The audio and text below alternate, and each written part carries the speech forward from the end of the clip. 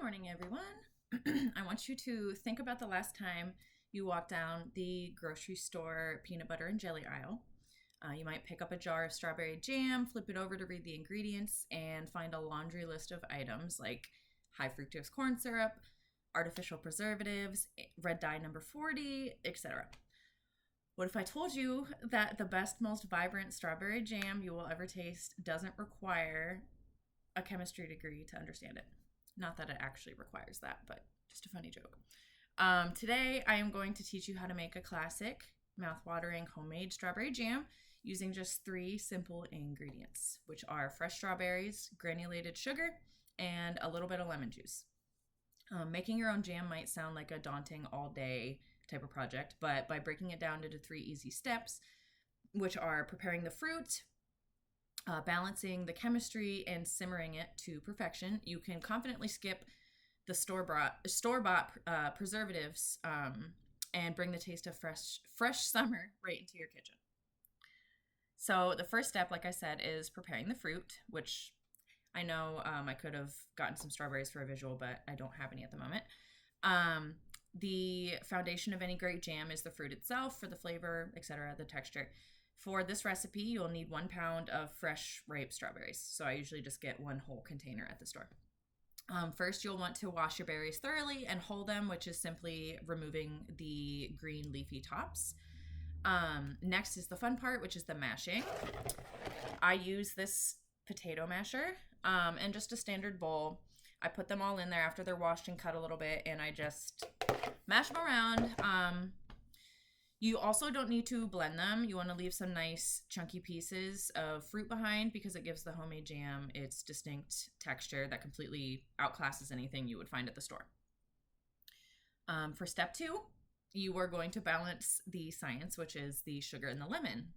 Once your berries are prepped, it's time to add the other 2 ingredients. So 3/4 of a cup of granulated sugar and 2 tablespoons of fresh lemon juice. I usually just use a straight up lemon, cut it in half, and squeeze it right into the bowl.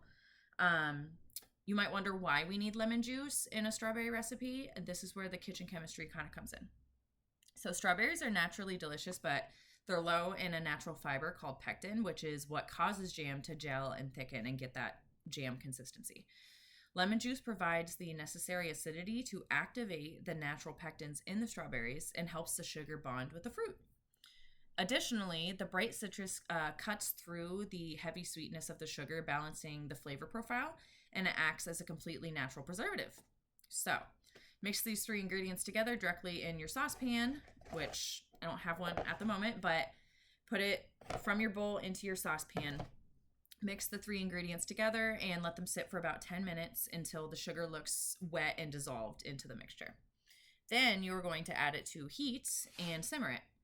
Then you're going to place your saucepan over medium-high heat and bring the mixture to a full boil, stirring frequently so the sugar doesn't burn to the bottom. And that's very important because it will happen. It has happened to me. Once it's boiling, you're going to lower the heat to a steady simmer.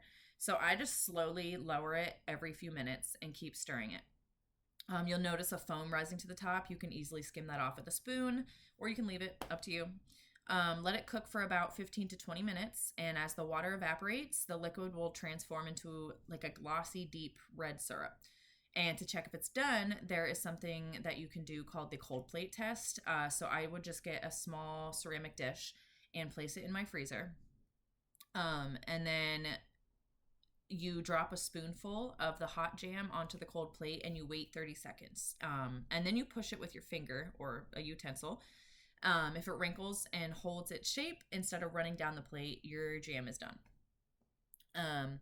So in under just a half hour, we have taken fresh strawberries, balanced them with lemon juice and sugar, and simmered them down into a beautiful thick spread.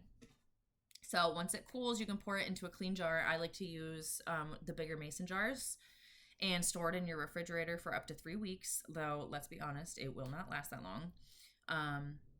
The next time you want to elevate your morning toast or a biscuit or make a PB&J, you can skip the store-bought jam, and you now have the skills and the confidence to whip up your own fresh, vibrant 3-ingredient masterpiece right on your own stovetop. Thank you very much for listening, and I hope you give it a try. It's my favorite. I've tried it with other fruits. I've tried it with blueberries, blackberries, raspberries, and strawberry wins, hands down.